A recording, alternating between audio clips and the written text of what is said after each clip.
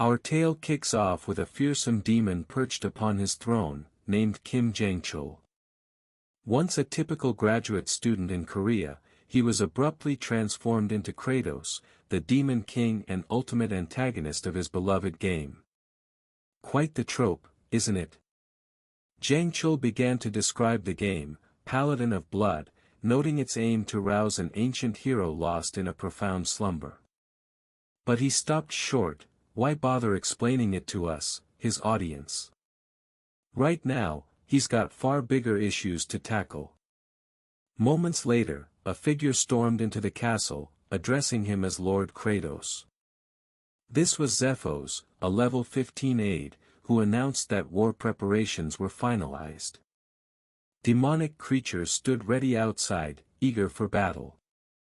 One, a level 534 demon named Asur, dubbed the Prince Who Drinks Blood, was particularly zealous, plotting to end their famine with today's invasion. Another, the Cold Monarch Seri, level 531, bore the anguish of a desolate homeland, forced to feed on her own kind, and was resolute to forge a lasting legacy. Then there was Archduke of Fog Harto, level 555, and Black Boulder Tyrant Bale, level 539. The beasts were growing restless, awaiting the king's orders. Finally, our protagonist commanded the army's attention. Demon forces, hear me. The four commanders stood proud among the ranks. Kratos, smoke curling from his lips as he spoke, issued a decree. I, Kratos, command all demonkind, from this moment, cease. The four war-hungry demons fidgeted, impatient for further orders. With a terrifying glare and unwavering resolve, Lord Kratos bellowed, halt the war. Instead, begin farming. The crowd was stunned, erupting into chaos with furious protests. Kratos stood firm, showing no regret, though in Jang-chul's mind, they were downright terrifying. The four commanders' jaws dropped, whether intimidated by Kratos's grim expression or not, who could say? But Jang-chul knew well the dire consequences of waging war in this game. Elsewhere, a figure emerged from some unknown place, accompanied by a system notification revealing this was their 20th playthrough. A radiant beam illuminated the man, a level 9990 player named Aged Kimchi, whom Kratos feared would spell his doom. I couldn't help but notice he seemed to be wearing a dress. Before all this, let's rewind to Jang-chul's life prior to being pulled into the game. Kim Jang-chul was a graduate student studying agriculture, dreaming of becoming a prosperous farmer. He considered himself a prodigy, breezing through his studies. His professor lauded him as the top student, tasking him with writing a thesis under the guise of it benefiting Jang-chul's future. Another requested his help on a project, and yet another ordered him to till the fields. Before long, Jang-chul had become the ultimate workhorse. Exhaustion overwhelmed him, and he began questioning his existence. He slaved away while his professors reaped the glory. In a fit of rage, he screamed that he wanted to destroy them all. His dopamine was drained, driving him to the brink of madness. The only escape was gaming, a brutally tough game where leveling up was a grueling challenge. No player had conquered Paladin of Blood on their 19th run. Desperate for a sense of triumph, Jang-chul played relentlessly, skipping sleep. From his first attempt to his 10th, he persevered until he became the first to clear the game's 19th run. Overjoyed at being the mightiest in the world, he was nonetheless haggard. He knew the 20th playthrough would be infernal, requiring him to level up further before attempting it. Muttering that he'd grow stronger and prove he was the greatest, his character hit level 9990, decked out in top-tier gear. Assuming the max level was 99,999, he paused his grinding. After years of effort, he was ready to begin his 20th playthrough. Clicking the button, the screen flared brilliantly. Confused, he wondered what was happening as his soul was sucked into the monitor. It burst through the TV, soaring into the sky at blinding speed. Though his body was still, panic surged within. Calming himself, he used his wits, noting his blue hue, his soul. He reasoned he wouldn't perish upon impact. Spotting the Tower of Life, he realized he'd entered Paladin of Blood. The sight of the Paladin's tomb thrilled him. He was about to inhabit his near-max level character, aged Kimchi, and live an invincible life. But seeing his character, a muscular blonde man in a magical girl outfit, wielding a winged heart wand, changed his mind. He didn't want that. His soul veered sideways, destination unknown, until he spotted the Demon Lord on his throne. Against his will, he possessed the Demon Lord's body, muttering, "This is insane." Regretting his fleeting thought about rejecting aged Kimchi, he realized he could have been the most overpowered character. He felt foolish. His aide, Zephos, approached down the aisle. Overhearing whispers that Kratos had weakened, Jangchul glanced at the door. Another voice claimed Kratos had grown cowardly, halting their assault. It was the generals. Orit proposed they unite to behead Kratos and divide the throne's power, noting Kratos had claimed the crown by slaying the previous Demon Lord. He mused that if Kratos hadn't weakened, 2 of the 4 generals might die or be gravely injured. Seri suggested that if Orit acted as their shield, they could try. Irritated, Orit warned she might die by his hand first. Baal, indifferent, only complained of hunger. Orit pressed them, if proof emerged of Kratos' weakness, what then? 3 agreed they'd kill him, Baal just grumbled about food. Zephos, lingering outside, reported to Kratos that the army's morale had collapsed. Infighting and cannibalism were rampant, and some demons had fled their lands without warning. He added that the 4 great demon generals were furious, believing Kratos had grown feeble and plotting to decapitate him.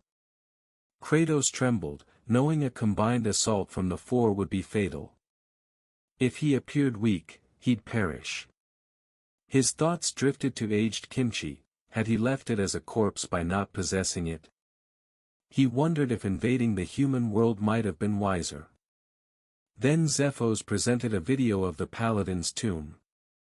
Our story continues with a video sent by General Agia, depicting aged Kimchi slaughtering demons. In the footage, a demon cowered, pleading for mercy, its screams piercing as aged Kimchi gouged its eyes. The player looked like a ruthless killer. Kratos realized that attacking the human world was futile. Aged Kimchi fought with unhinged ferocity. He had no desire to cross paths with that maniac and resolved to stay put, no matter the cost. At this rate, he'd either appear weak or surrender, and the 4 great demon generals would slay him. If he ventured into the human realm, aged Kimchi would carve out his eyes and end him. Kratos felt like weeping, lamenting his transport to this wretched world. He claimed happiness was unattainable here. There was only one solution: address the food shortage to pacify the demons. Zephos inquired where he was headed. Kratos first muttered, "Excuse me," before clarifying that he was off to inspect lands for farming. Zephos seemed crestfallen at hearing, "Excuse me," from him. Kratos pressed him on what was wrong. Zephos explained that Kratos was typically vain and haughty, with no regard for courtesy, so saying, "Excuse me," was jarring and unsettling. He urged him not to do it again. Internally, Kratos wondered what Zephos' deal was. Perhaps he was trying to rile him up. He wasn't sure if Zephos was playing a role. In the game, Zephos appeared only once before the Demon King's battle, without much context, which oddly made him a fan favorite. His line was, "Oh, mighty paladin, the Demon Lord no longer seeks battle. Please depart." When aged Kimchi attacked, Zephos' next line begged forgiveness from the Demon Lord for failing to protect him, leading players to believe he was either fiercely loyal or deeply reverent. Zephos told Kratos his recent blunder was unparalleled, no Demon Lord had ever lost the demon's trust so thoroughly. Kratos found Zephos utterly infuriating. Then Zephos pulled out a notepad, remarking, "You wish to farm in the demon lands? I didn't realize your memory was as fleeting as a sparrow's." Kratos reminded Zephos he was the Demon Lord and warned him not to push it, but Zephos pressed on, unfazed. Kratos wondered why he wasn't intimidated. Zephos noted that both past Demon Lords and Kratos himself had attempted farming in this land, where extreme temperature swings made growth impossible. Kratos admitted he knew it was a barren wasteland but insisted his current skills could revive it. Deep down, he loathed farming, but survival demanded it. Zephos was baffled when Kratos began digging, chuckling as Kratos tasted the soil. Zephos quipped that the Demon Lord had turned into a dirt-eating pauper. He jotted it down. Kratos snapped at him to stop writing. Zephos retorted he was merely fulfilling his role, stressing that chronicling the Demon Lord's deeds was vital. He also noted that Kratos' memory seemed to have sharply declined. Kratos saw him as a thorn in his side. Kratos determined the soil lacked nutrients, including nitrogen, essential for plant growth. Despite nitrogen comprising 78% of the atmosphere, plants can't use it directly due to its stable triple bonds, which resist chemical reactions. Humanity developed nitrogen fixation through chemical engineering, boosting food production, but that was unfeasible here with no foundation for farming. Kratos considered natural nitrogen fixation via lightning, which oxidizes nitrogen into nitrite, mixing with rainwater to enrich soil. The Demon Lord's signature move, Bloody Strike, unleashed both lightning and moisture simultaneously, a technique tailored for creating fertile land. Kratos told Zephos to step back, then scratched his hand, wincing at the pain. He couldn't fathom how the deranged Demon Lord used this agonizing move repeatedly. But he paused, noticing the four generals watching, clearly convinced he'd weakened.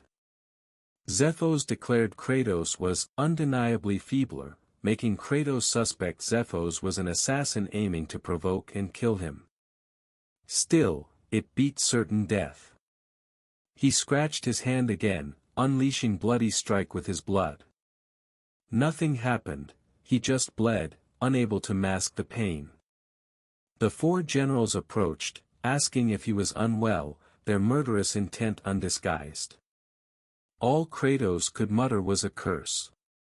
Meanwhile, aged Kimchi gazed across a vast landscape, faint memories of past lives stirring. Having lived over 10 cycles, he was drawn here by a summons of duty, now silent. He questioned his purpose, his face grim with unease. Back to our protagonist, the generals eyed him like prey. It reminded him of the Demon Code, the strongest rules as Demon Lord. Internally, Kratos found them terrifying, knowing their immense power. Unable to use a skill, he wondered if death loomed. His body shook, his expression fierce. Orit sensed overwhelming pressure from Kratos, mistaking his trembling for gathered strength. Orit, confident, asked if Kratos could defeat them in his state. Glancing back, he was stunned to see the other generals hiding behind a tree. Their betrayal was swift, they'd watch the fight and join only if victory seemed likely. Orit, sweating, cursed their demonic treachery. Zephos announced that, per demon tradition, all fights were to the death with no surrender. As he prepared to signal the start, Orit shouted for a pause. Kratos was astonished at Zephos' speed in orchestrating this. Orit steeled himself, believing he could win against a weakened Demon Lord. Kratos, panicking internally, had recently tested his strength. Though the Demon Lord should be mighty, he knew he wasn't impressive. Orit charged. Kratos recognized the move from the game, either a thrust or slash. Certain he couldn't dodge, his body instinctively shifted sideways. Amazed and confused, he noticed Orit's left foot angled outward, predicting a thrust. It mirrored the game's mechanics. Orit clicked his tongue as Kratos evaded. Hardo asked Sari if she saw Kratos's reaction, interpreting it as readiness to counter and rip off Orit's arm. Sari wondered why Kratos didn't, suggesting they observe further. Orit attacked again, Kratos dodged. Confused, Kratos realized Orit's movements were identical to the game. When he first faced Orit, he was overwhelmed by his speed, erratic feints, and versatile attacks. After dying once, thrice, and 10 times, Kratos triumphed on his 128th attempt. In his 19 subsequent playthroughs, he perfected a no-hit run, humiliating Orit. As Orit attacked again, Kratos was certain no strike would land. The other generals, seeing his confident smirk, shuddered. Orit's relentless assaults were effortlessly evaded, and the generals noticed Kratos seemed to be enjoying himself, mocking Orit's weakness. Orit grew furious, while Kratos felt relieved. Though he couldn't defeat Orit, he realized this world followed the game's rules. A system notification confirmed he'd grasped the world's core mechanic, resembling a Webtoon interface. It noted his success in dodging with high focus, unlocking a portion of the playable character's system, the targeting function. A crosshair appeared on Orit's head, signaling the special skill mechanic. Kratos scratched his hand again, unleashing Bloody Strike. An orb formed, releasing lightning that struck Orit. The generals gasped, and demons watching via a screen roared for Kratos. Orit's clothes were incinerated, and he knelt, coughing in the dust. Kratos was shocked. Orit survived Bloody Strike, a guaranteed kill in the game.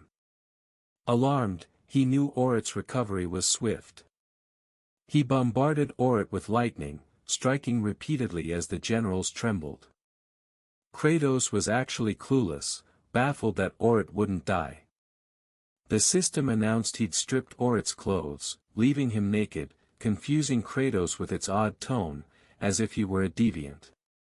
It then unlocked the inventory's armor removal function. Checking, he found only his current armor, nothing useful. He focused on Orit, whose recovery was formidable, preventing a kill. Kratos realized he could keep targeting Orit, firing bloody strikes to infuse the soil with nitrogen. Calling himself a genius, he glanced at the other generals, expecting fear.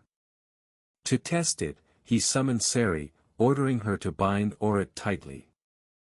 Sari assumed he meant to humiliate both her and Orit by tying up a naked man. Orit, still unconscious, was tied to a cross. Step 1, preparing a lightning rod. When Orit awoke, he boasted full recovery, mocking Kratos's weakened Bloody Strike and vowing to behead him.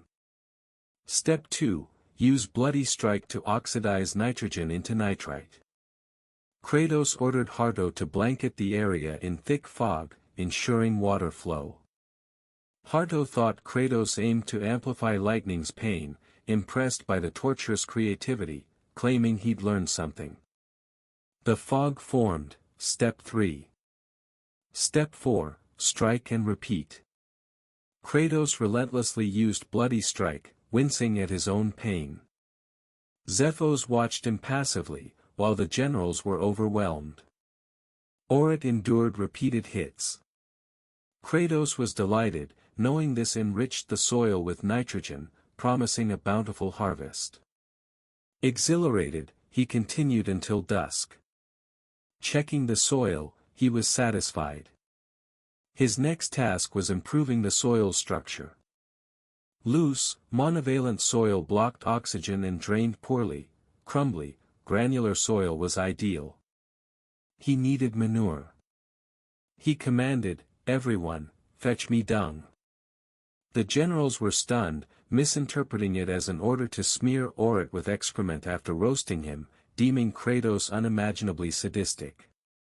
On a bright day, aged Kimchi trekked through a forest, hearing cries for help. Approaching the bushes, he found two men claiming goblin attacks, offering compensation for aid. "If you recognize these two, you're a true legend." Aged Kimchi's grim expression terrified them. He assured them he wasn't suspicious, but they found him dreadfully so. Aged Kimchi questioned the two men about their injuries, then hoisted the noble onto his shoulder like a sack of grain. He instructed the other man to guide the way. The man being carried remarked on his impressive strength. He introduced himself as Raj Asahan, while the man trailing behind was Dio Frona, names playfully inverted as a nod to Lloyd and Javier, the iconic duo. Raj inquired about aged Kimchi's identity. With a cryptic reply, aged Kimchi said it was something he needed to uncover himself. "If you haven't read The Greatest Estate Developer, you're missing a gem, perhaps I'll dive into it later." Back at the castle, the three generals appeared troubled. Haruto questioned how they were supposed to procure excrement. "What, should we produce it right here?" he asked. Seri shrieked that it was utterly revolting and absurd, visibly rattled. Bale noted it had been ages since he last ate, so he couldn't produce anything. He added that Seri was likely in the same boat. Seri snapped at him to stop discussing her bodily functions. Haruto admitted that even if they could, he had no intention of supplying Kratos with his own. He proposed roughing up low-ranking demons to force them to comply.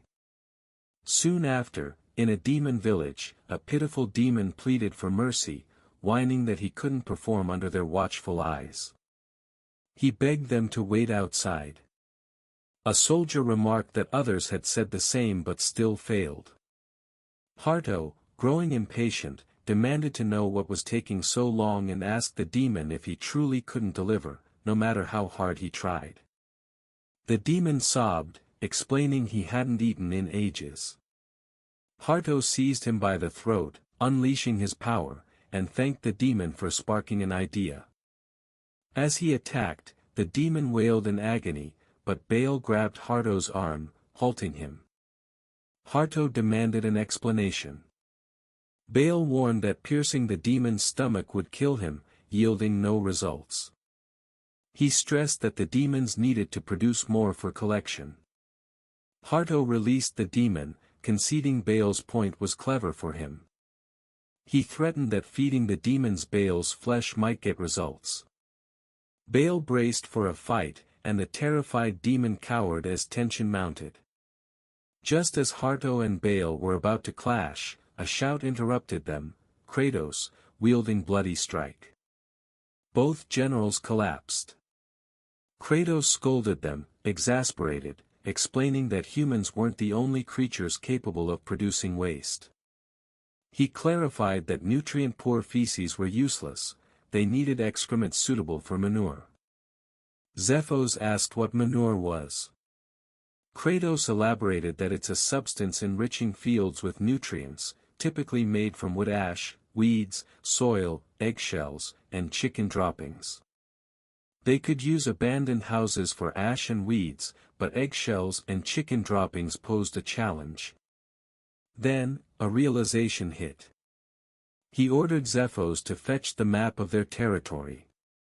Spreading it on the table, Kratos confirmed it matched the game's map, meaning he knew exactly where to go, the habitat of demon seagulls. In the game, these birds swarmed the area, feeding on nutrient-rich human lands, then excreting and laying eggs there. Kratos deemed it ideal. Zephos asked if the demon lord planned to gather demon seagull droppings. Kratos praised Zephos' quick thinking. Zephos warned that the location, known as the Cliff of No Return, had treacherous holds, and a fall would trap one in violent waves. Kratos acknowledged the danger, noting the area was inaccessible to players in the game, but he was confident he could scale it. They arrived at the site, where towering waves crashed against steep pillars. The generals were baffled by Kratos's intentions. Many had tried hunting those seagulls in ages past, only to perish in the surf. Kratos announced he'd climb to the top, toss down a sack of droppings and eggshells, and tasked the generals with catching it. If successful, all would be well fed. Baal, silent, recalled the malnourished demon Hardo choked and others starving in the streets. The waves roared. Kratos remembered his 13th playthrough, where he'd tried countless times to reach the top, dying repeatedly. He leapt, with the generals and Zephos watching. Confident from past success, he exploited a game glitch. Grabbing the rock, he gripped so tightly it dented the cliff. The generals and Zephos were stunned. Kratos opened his inventory mid-climb, unequipping all his gear. The onlookers were dumbfounded, glimpsing only his hair, biceps, and backside. They stifled laughter at the bizarre sight. Kratos propelled himself from the rock, needing to roll his body. Sari, blushing, averted her gaze but stole curious glances. Kratos re-equipped his gear, now facing them, though parts like his neck were obscured by the rock. Sari's eyes flicked toward him, betraying her intrigue about the Demon Lord's physique.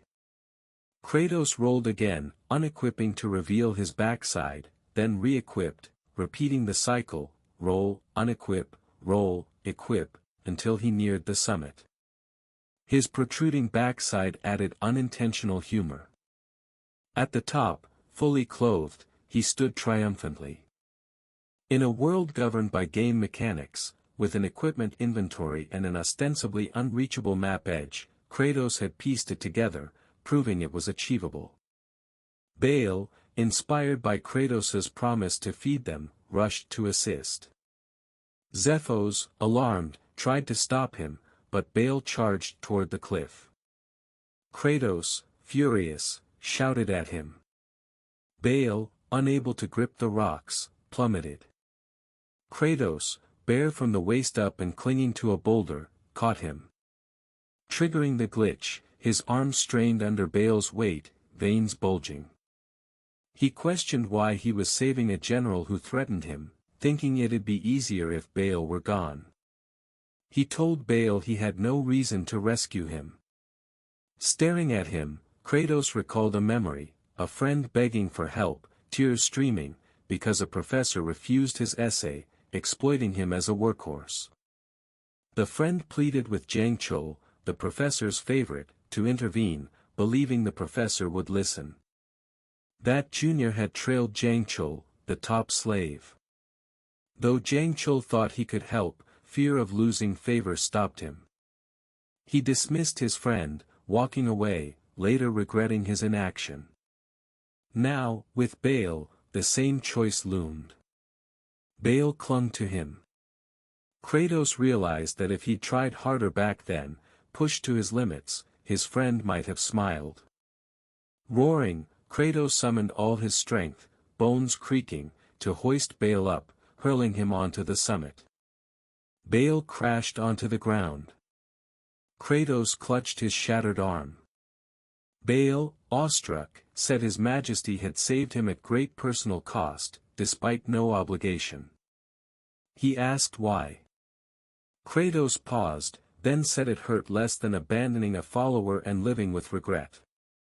Baal trembled, tears welling, as Kratos reflected on his failure to aid his junior. Guilt over abandoning those in need lingered, even in this new world. A system notification appeared, stating that despite not fully adapting to the Demon King's body, Kratos had exerted all his strength, earning Baal's heartfelt gratitude. This loyalty from one of the 4 generals unlocked a system, fostering abundant happiness in the army would yield substantial points. Kratos pondered the great amount. The system clarified that the happy point, HP, accumulation system was now active. Kratos jokingly wondered if it could buy him an ice cream discount. The system, exasperated, snapped that no game world sold ice cream, startling Kratos with its direct response. It explained that for each demon soldier who felt joy from a full stomach, Kratos would earn 1 happy point, exchangeable for stats. Currently, he accessed only 20% of the Demon Lord's power, explaining his weakness compared to his subordinates. The system urged him to boost all 5 stats to unlock 100% of the Demon Lord's strength. Kratos tested the feature, requesting a 10% stamina boost. A prompt revealed it cost 50 happy points, steep. The system added that skill upgrades, like his level 1 Bloody Strike, required 250 happy points to advance. Kratos knew he'd need many points, but successful farming could amass HP, making him immensely powerful and boosting his survival odds. Beyond this, being thanked felt rewarding, his devilish grin spreading. To Bale, though, Kratos' expression seemed predatory, as if he'd tear him apart. Kratos warned that he'd exile anyone instantly if they defied his orders, especially since they owed him their lives. To them, Kratos was a ruthless demon lord, not acting out of kindness.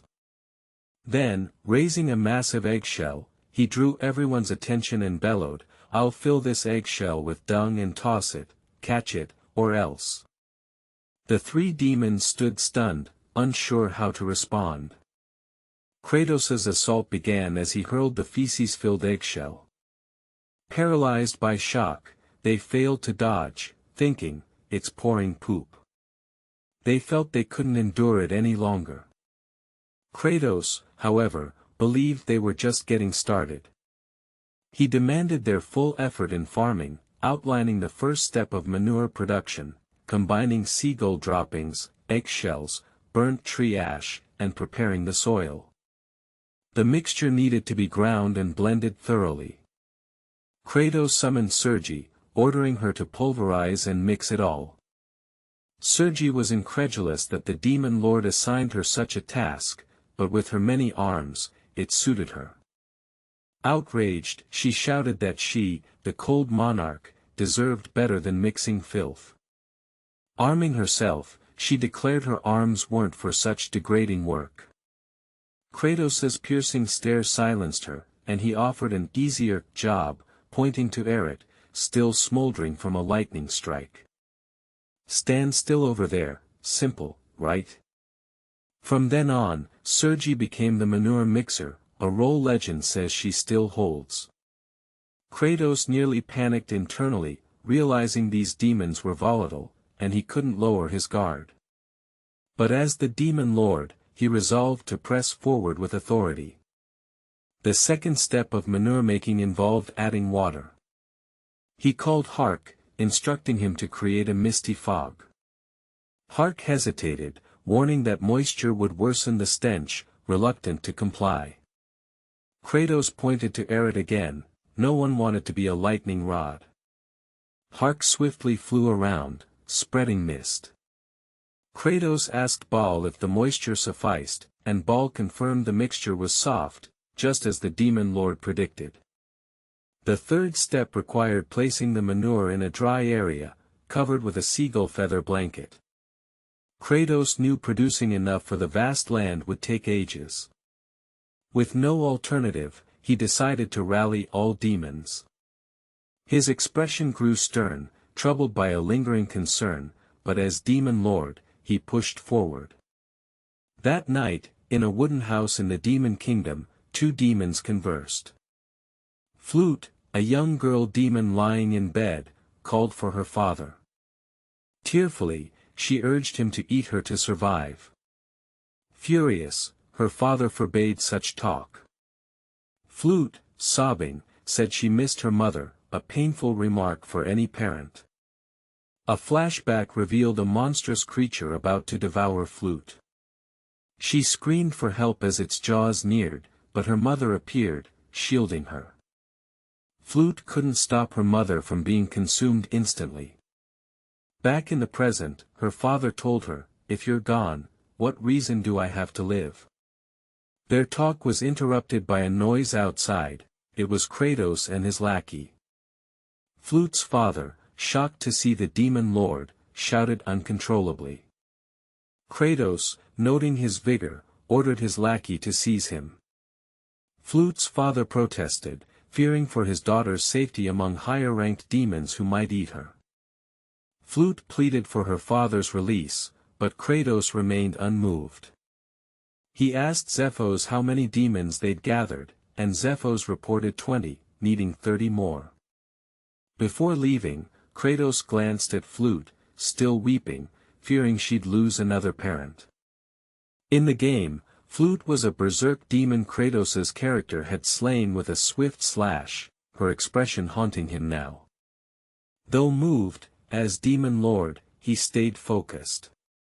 He banned cannibalism among demons and ordered Zephos to assemble the remaining demons for manure production. Embracing his role, Kratos accepted that such tyranny was necessary for his goals, despite the sacrifices. Days later, the gathered demons worked the fields, using weapons to plow manure. Flute's father, named Dek, grumbled that farming was absurd, having labored fruitlessly for days. A comrade warned him to hush, or he'd face execution, but Dek, defiant, believed they'd die regardless, as no crops could grow. Kratos appeared, asking if Dek was curious about their crop. Dek, sensing trouble, followed Kratos, unaware the Demon Lord had a plan. Days earlier, Kratos had noticed a purple flower, ideal for planting. He led Dek to it, announcing they'd plant its roots, already gathered by Baal and the squad. Dek begged forgiveness, warning that the flower's roots caused severe pain and death. Kratos, uprooting the flower, said it was their only option, adding that an experiment to test its edibility was concluding. He revealed Flute was eating the roots. Dek, devastated, rushed to her, shouting, "No!" He demanded why Kratos targeted his innocent daughter, trying to stop her. But he froze, seeing Flute healthy and happily eating, feeling no pain. She confirmed Zephos and Baal had fed her the previous day without issue. Kratos asked Dek if he trusted him now, explaining that humans once made a similar poisonous plant edible, solving hunger. With a sinister grin, he revealed the plant was now called a potato. Flute thanked Kratos for his kindness to a lowly demon like her. The system notified Kratos that his army's happiness from eating earned him +1 happy point, his first. Surprised, he saw Flute's genuine smile, recalling her tragic game persona, an innocent demon forced into atrocities. Now, her joy contrasted sharply. Kratos smiled faintly, realizing a demon lord didn't always need to be stern. Misunderstood, his lackey thought he was fattening Flute to eat her, deeming him truly evil. In truth, Kratos wanted to project this image, far from his real intentions. The narrative shifted to Shonda, the deepest part of Kratos's territory, with extreme climate reminiscent of the Andean highlands. There, ancient humans turned poisonous wild potatoes edible, a skill Kratos now employed. Dek reported that the roots were laid in the fields. Kratos ordered Baal to crush them. Baal leaped high, smashing the roots with his weight, a task he'd repeat all day. Kratos planned to freeze the roots for 5 nights, melt them daily, and have Baal stomp them, evaporating the poison. After repeating this, they'd dry, store, and lightly cook the roots, creating edible chuno. Kratos summoned Zephos to gather the manure-making squad, smirking devilishly about snack time, believing demons would relish it. He limited each to 2 pieces due to scarcity. Zephos noted the abundance of potatoes, asking why not make more. Kratos doubted there were enough, insufficient for the entire army. Instead of consuming all, they'd replant to multiply them. The squad hesitated to eat the chuno, fearing its deadly past. Daro reassured them that Kratos had purified it. A demon with an odd haircut called Dek foolish, suspecting Kratos' cunning meant to poison them. Unperturbed, Dek ate, and the others watched him chew and swallow casually. Tears of joy fell as he yelled, "Long live the Demon Lord!" Seeing Dek unharmed, the squad devoured the chuno and lined up before Kratos. Dek beamed, amazed the Demon Lord provided safe food. The odd-haired demon led a chant, raising left hands, "Yes, Kratos. Yes, Kratos." Kratos, unimpressed, vowed to replace this lame chant later. Zephos, observing, believed Kratos' confident demeanor showed certainty in producing food on barren land, potentially ending hunger's tragedy. The system reported that feeding 50 squad members earned plus 50 HP, totaling 51. Kratos, amused, thought the points could strengthen him but was undecided on upgrades, considering collecting more first. While planning to split manpower between manure and potato gathering squads, Zephos proposed informing the village that edible crops could grow, promising food vouchers for wild potatoes. The squad rejoiced, and Kratos noted Zephos' intelligence, despite his annoyance, as invaluable. Villagers diligently gathered potatoes, while Ciri mixed manure, Hark produced rain, and Eret, still bound, was repositioned for hanging. Once the ideal spot was set, praise for Kratos surged. Kratos intensified the lightning on his trusty lightning rod, Eret, who tirelessly generated nitrogen. With sufficient manure now amassed, Kratos decided it was time to proceed to the next phase, spreading the manure uniformly across the vast land. The sheer expanse overwhelmed the farming squad, who subsisted on meager chuno rations. Ciri, exasperated, pleaded with the Demon Lord to end her suffering. Kratos, however, zapped her again, valuing her utility despite her hunger. Thanks to Eret's regeneration ability, he was a free nitrogen source.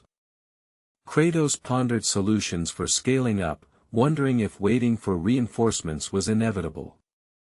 He had already tasked Zephos with requesting troops from the Star Masters, with Zephos drafting, cease attacks and send as many troops as possible for farming. Though sent to all star areas, no replies came. Kratos found this odd, suspecting the messenger might have succumbed to starvation before delivering the message. Failure to expand the farmland swiftly would be problematic. Meanwhile, in the Demon's Land, the first star area, known as the Cliff of the Dead, a servant knelt before his master, reporting that scouts confirmed Kratos was farming and producing edible food.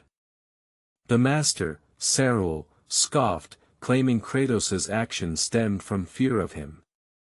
Saruel grew stronger with each demon's death, and Kratos' halt on wars and starvation reduction was a ploy to curb his power. This Zeus-like figure, dubbed the Father of the Dead, ruled the first star. The servant revealed they'd intercepted messengers to other star areas, leaving them uninformed. Saruel insisted demons must starve to become his sustenance, vowing to kill Kratos and claim the Demon Lord title. He tasked his aide, Fimr, with a critical mission: obliterate everything Kratos has built for farming, Saruel declared gravely, signaling war. Fimr relished the challenge.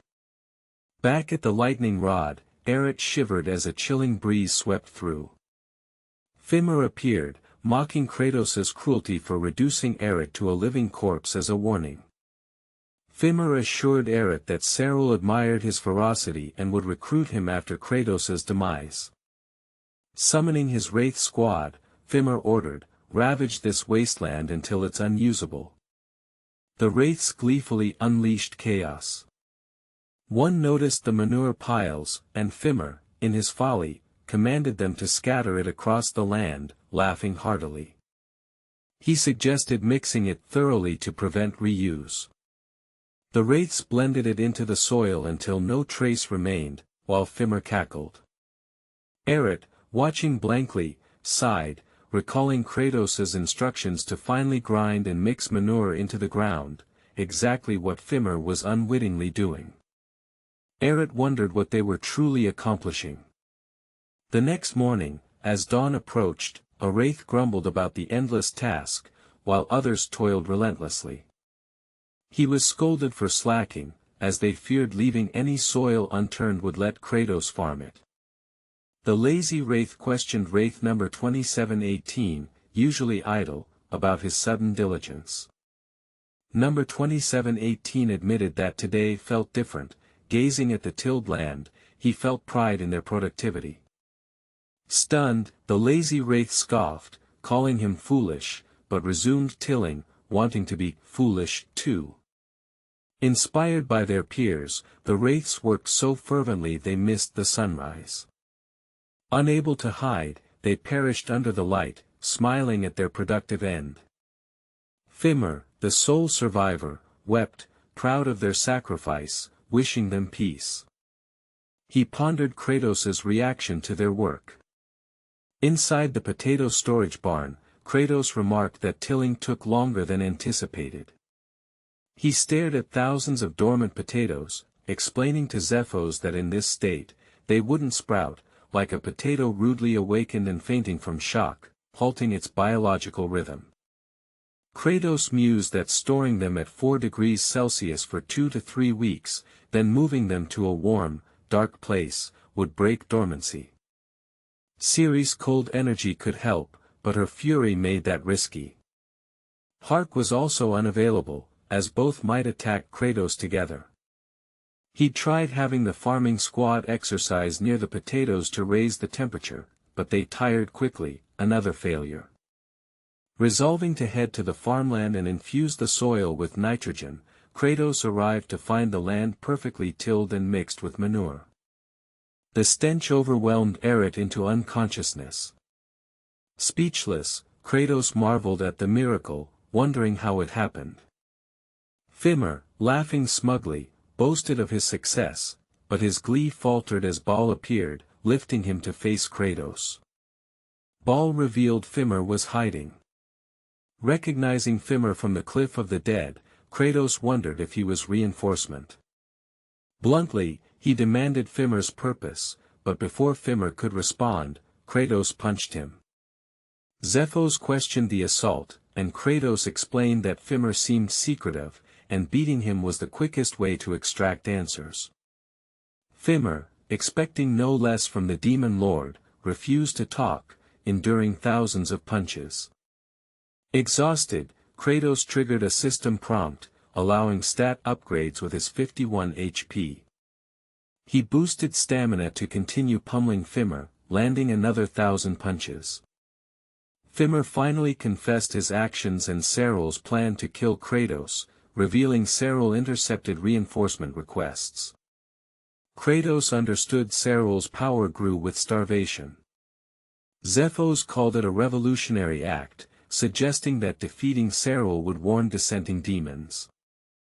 Kratos, however, saw endless obstacles, needing a definitive solution. Zephos noted Seryl's ghost-like intangibility, a challenge even in the game's complex Cliff of the Dead, where Seryl played hide-and-seek. Kratos, recalling his gaming strategy, planned to lure Seryl out, just as he'd flush pests from hiding. Meanwhile, Flute stood before Aerith, who seated at her presence. Shyly, she thanked him for his sacrifice, enabling their food supply. Thanking a demon for good deeds was an insult, and Aerith roared, accusing her of mockery and vowing to kill her. Terrified, Flute fled. With fierce resolve, Aerith swore to hunt Kratos once freed, but his tirade paused as he heard distant singing. Kratos approached, carrying a banner reading, "Congrats, second lightning rod." Fimmer, tied like Aerith, joined them as the squad sang, welcoming a new worker. Aerith, tearful, hoped second lightning rod meant his release, but Fimmer was merely placed beside him. Kratos, using his blood strike skill, clarified they now had 2 lightning rods. Resigned, they accepted their fate. Seryl, observing through his orb, screamed in fury as Fimmer became the new, rotisserie chicken, enraged at his aide's failure. As usual, while observing them, he shouted, "Halt!"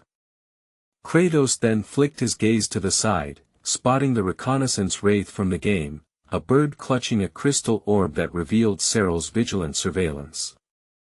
His anger surged, knowing Seryl aimed to sabotage his harvest. He vowed to make Seryl bitterly regret it. The following day, Fluke was busy digging as Asherat watched. He noticed her rough, calloused hands, reminiscent of rotisserie chicken, and inquired about her task. Fluke explained that the Demon King, the 4 heavenly generals, and all the adults were diligently farming, so she wanted to contribute in some way. Asherat scoffed, calling her a foolish low-ranking demon child. He pointed out that the __ beside him had already tilled the field and suggested she do something worthwhile. Fluke beamed at the advice, thanking Ficammer for plowing the field and acting as their lightning rod. Touched, Ficammer called her adorable, saying her words made his efforts worthwhile. Asherat muttered that Ficammer was losing his grip. He ridiculed their attempt to farm in such a barren wasteland, noting that their damned potatoes weren't even sprouting. He advised that keeping the potato storage warm would encourage sprouts to grow faster, warning that everyone would starve otherwise. Fluke, hearing this, dashed off, practically skipping as she went. Asherat believed a low-ranking demon like her could achieve nothing. By noon, Zephyros expressed mild concern about the Demon King's strategy. He suspected Seryl was aware of the trap they'd set and doubted Seryl would personally come to rescue Ficammer. Kratos responded, obviously not. He anticipated Seryl would send his minions first, and to draw Seryl out, they'd need to eliminate every single subordinate. Prepared for combat, Kratos commanded his forces to spare no one. His army of farmers stood guard at lightning pole number 2 as the reconnaissance wraith soared overhead. Sol labeled Kratos a fool, remarking that waiting in ambush wouldn't lure Seryl's minions out. While he pitied Ficammer, Seryl's sole focus was destroying the harvest. He dispatched his crop wraiths, who appeared at the potato storehouse. Several gecko-like spirits emerged, charging under Seryl's orders to pulverize and obliterate the potatoes. The crop wraith stormed the storage shed, unaware that Kratos had predicted their move. Standing atop, our hero declared with a sly grin, "I knew the crop wraiths would show up." He welcomed them to their doom. The crop wraiths were caught off guard and overwhelmed. Kratos recalled his first encounter with these wraiths in the game, a moment of sheer despair. As Sarathal's second elite force, they moved in swarms, latching onto anyone they touched, rapidly aging them while mimicking the player's equipped skills, a true menace. But Kratos knew their weakness. He shouted, "Who's ready to get fried first? Just hit them with lightning-based attacks." The crop wraiths, sensing the trap, attempted to flee, but Kratos revealed the true trap was yet to come. They noticed blood at the door, Kratos' blood, smeared the previous night. Using Phase 2 of his ability, Kratos slammed the ground, unleashing lightning that traced his blood to the door, sparking into the air with a technique called Wide Area Bloody Strike. The wraiths, now resembling wriggling sperm, shrieked in agony despite lacking lungs. This made them vulnerable to physical attacks. Kratos rallied the farm guards, who, armed with overpowered sickles and rakes, dove into battle with such vigor that they terrified the wraiths. Though they appeared unremarkable, these farm guards were the mightiest units in the final map, and Kratos was confident the crop wraiths stood no chance. Feeling like a cunning, dominant demon king, Kratos believed he was made for this world. He scanned for any surviving wraiths, intent on finishing them off himself, when a piercing scream rang out. Fluke emerged from a pile of potatoes. Kratos was stunned to see her. A crop wraith targeted her, and her father, preoccupied with fending off enemies, grew anxious but couldn't reach her. Kratos, frustrated by these naive allies, prioritized eliminating the escaping wraiths but kept Fluke in his sights. His bloody strike couldn't reach her, so in desperation, he hurled a potato at the wraith. Though he knew it wouldn't do much, the potato struck the wraith's head. The wraith caught it mid-air, and the potato, like a pokeball, began absorbing the wraith with a pink swirl of air. Kratos was baffled. With a soft poof, the wraith's soul emerged from the potato and bounced toward the potato pile. While distracted, the other wraiths escaped. Staring at the result, Kratos noticed the potato had sprouted. He realized, the wraith's aging effect kickstarted the potato's stalled biological clock. Grabbing Fluke, he said with a stern expression, "Nice work, kid," making her tremble. Kratos summoned the farm guards, ordering them to abandon luring Serral out and shift to an offensive strategy, believing it would serve them better. Meanwhile, someone opened their eyes, disoriented about their location, lightning pole number 1. It was Asherat, questioning his identity and purpose. Seeing the radiant sun, he felt grateful to be alive. His stomach growled, reminding him of his will to survive. His attention shifted when Fluke called his name. She shared that, thanks to his potato sprout advice, everything worked out, and she'd even obtained heaps of chuno. She mentioned Kratos amassing farmer soldiers, but Asherat, fixated on the chuno she held, wasn't listening. Driven wild by hunger, he eyed the food. Fluke, sensing his need, tossed some chuno, but it hit his eye.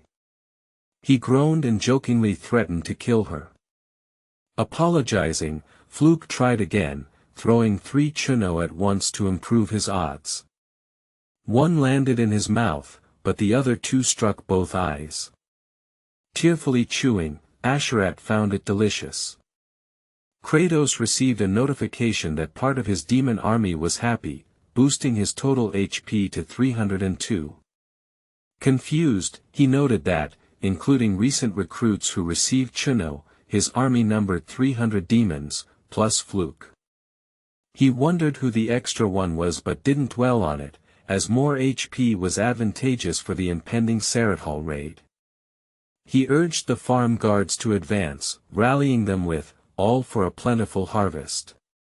Hours later, they reached the entrance to Serral's domain.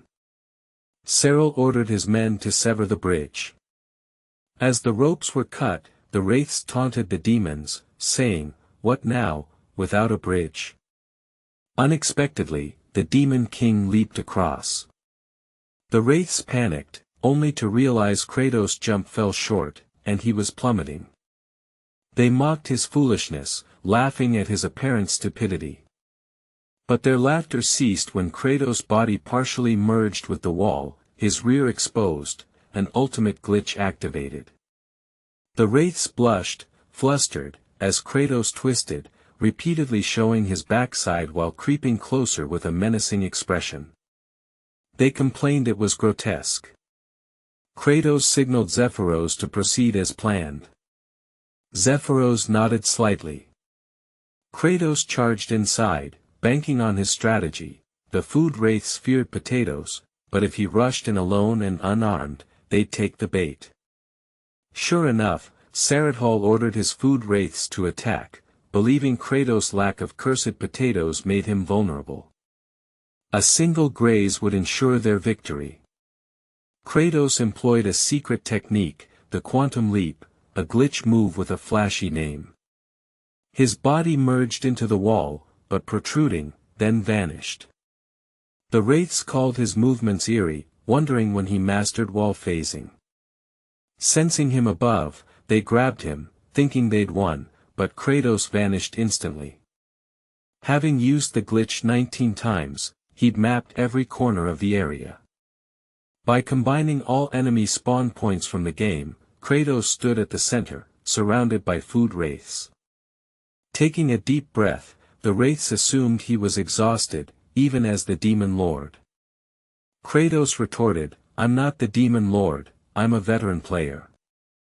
Zephyros shouted, ordering, "Make it sprout." The farm guards emerged, hurling potatoes, pokeballs, essentially, at the crop wraiths.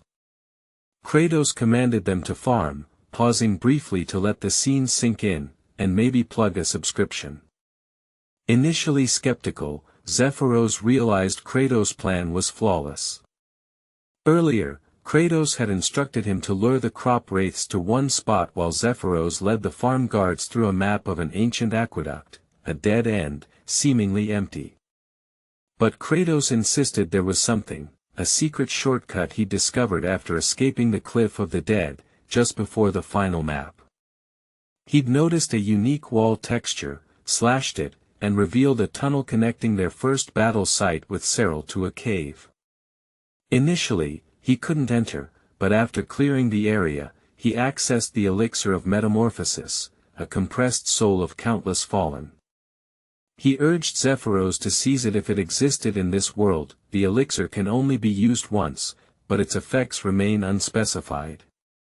The farm guards cheered as they gathered the sprouted potatoes, thrilled they could now plant them. Fluke's father thought of her, envisioning a life where they could eat their fill.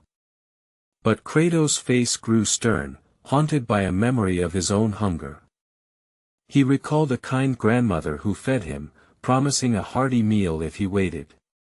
The next thing young Kale knew, an ambulance had arrived. Kratos grimaced, then declared something that sparked joy among the farm guards, "Anyone who dares to stop us from eating will be utterly crushed." Someone called out to the Demon Lord, it was Baal. He offered to aid Kratos, claiming Sol was formidable. Kratos dismissed him, instructing Baal to haul potatoes since fighting was the boss's duty. Meanwhile, Sarah summoned the great heart of ice spirit, praying it would bind and vanquish more spirits with its frigid might, granting him greater forces and strength. Suddenly, Kratos appeared, delivering a fierce kick to Sarah's back. Saradhal hit the ground, stunned that Kratos was there. Kratos retorted that it wasn't Sarah's concern, now was the time to eradicate pests. Saru, hunched on the ground, faced Kratos standing tall. Serral mocked Kratos, calling him a fool for believing he could defeat him alone. The Zeus-like figure transformed, unveiling his true power. Instead of panicking, Kratos wore a blank expression. Deep down, he recalled facing this 19 times while pursuing Saru, who fled through the cliffs. As the player of aged kimchi, he repeatedly clashed with Saru's minions, nearly wiping out all cliff enemies. Saru then escaped to the chamber housing the Heart of Ice Spirit, a fearsome artifact forged by an ancient dragon at the cost of its life, its chilling frost trapping spirits in the mortal realm. Saru tried to summon more allies with its power, but the paladin arrived just in time, sparking the final battle with his true ability. Sarat conjured a swirling wind, forming a figure. He now resembled Kratos, confident in his victory. Kratos knew Sarat's ability was to perfectly mimic an opponent's stats and manifest them. This was the endgame. Sarat matched Kratos' peak stats, immense attack power and near unbreakable evasion. A single misstep meant instant death. However, Sarat copied the stats of the current Demon King Kratos, who was no longer at his prime. Serral charged. Kratos was prompted to use HP to boost his stats. With 302 HP, he spent 50 to raise dexterity from 20% to 30%. Saru was shocked when Kratos deftly dodged his strike. Kratos then landed a powerful punch, using another 50 HP to boost physical strength from 20% to 30%. Their fists met, and Serral howled in pain, baffled that Kratos was unscathed. Kratos quipped that farming demanded brains too. Enraged, Saradhal attempted a bloody strike, but Kratos used 50 HP to increase magic power from 20% to 30% and another 50 for mental strength, also to 30%. Both unleashed lightning strikes, but Serral's was overpowered, electrocuting him. The Zeus wannabe melted into a slime-like puddle. Kratos was notified that he'd upgraded all stats to 30% using HP. He also completed a growth quest, unlocking a new skill, Summon Farmer's Throne, costing 100 HP. The Farmer King's throne came equipped with robust farming tools, a nod to Game of Thrones. It was perfect timing, as Kratos needed new gear. Even as a puddle, Sarathl spoke, taunting Kratos if he thought it was over. Kratos replied, no, aware that boss fights always had a second phase. Sarah transformed into an ancient evil dragon, claiming it as his true origin.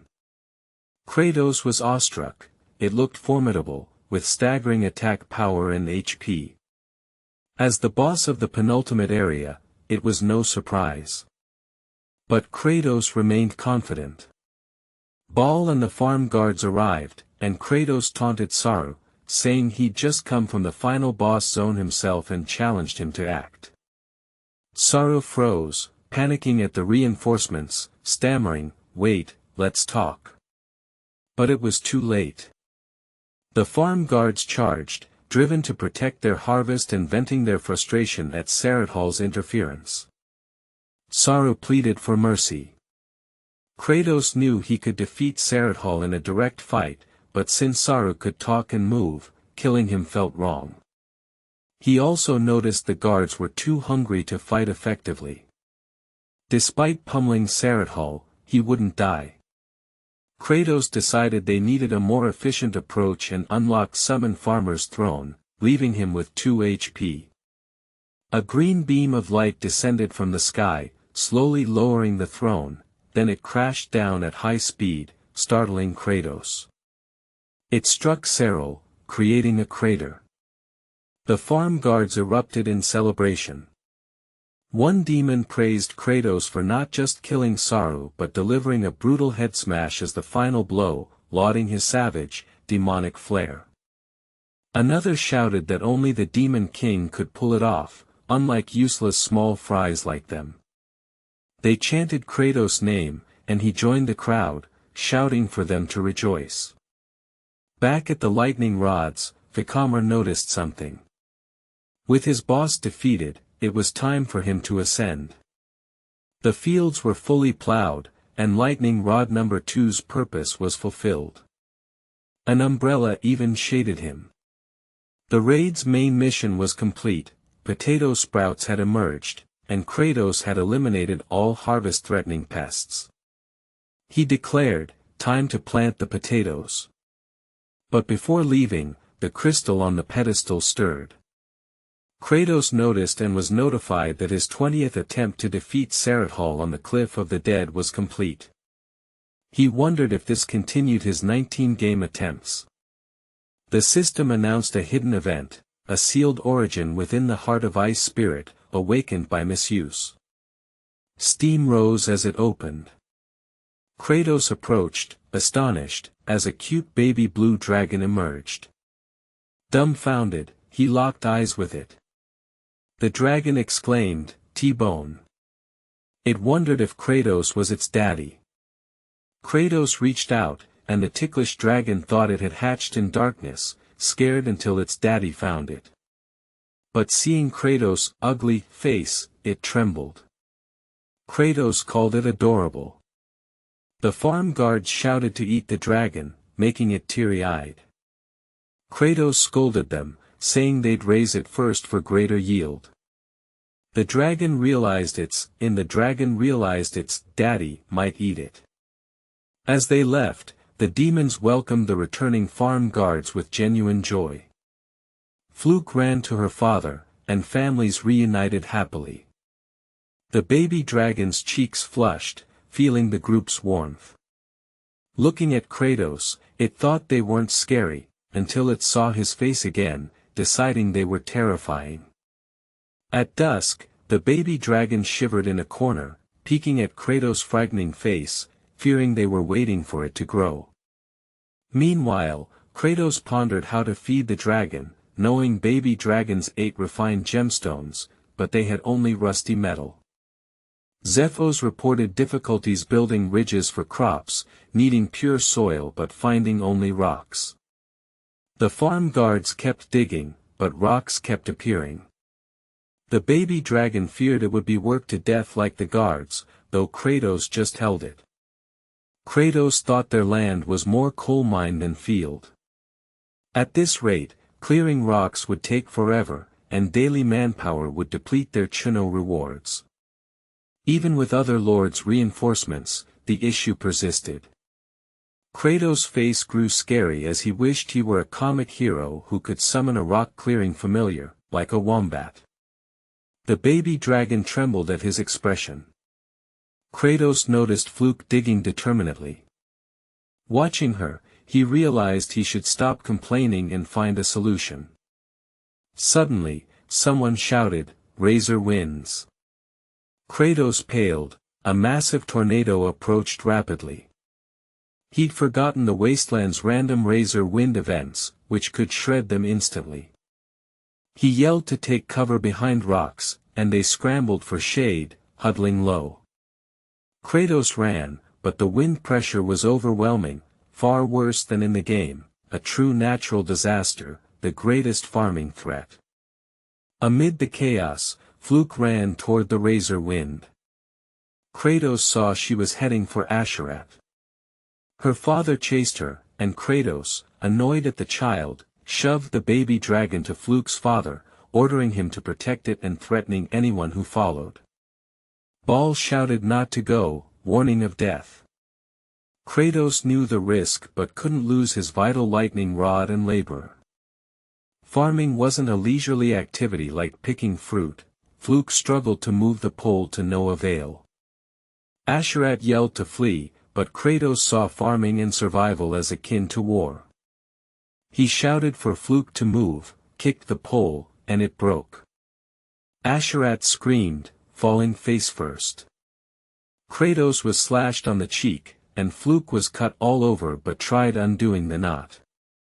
Asherat said it was a binding knot, impossible even for a heavenly king to untie, urging her to leave. Kratos grabbed Fluke and the pole, bleeding heavily. The baby dragon sensed Kratos' strength, amazed he'd go so far for others. As the razor wind closed in, Kratos fell, clutching Fluke tightly and dropping the pole. The baby dragon flew to its daddy, seeing him as kind. It took a deep breath, yelled T-bone, and unleashed a massive icy wind, clashing with the razor wind. Kratos felt the razor wind weaken, realizing the dragon's cold energy disrupted the updrafts. Despite its tiny size, the dragon persisted. Kratos braced for the worst, knowing it was too much for a baby dragon. But 3 demons arrived. Fluke's father carried Kratos, Zephos took Fluke, and Baal grabbed Asherat and the dragon, all fleeing swiftly.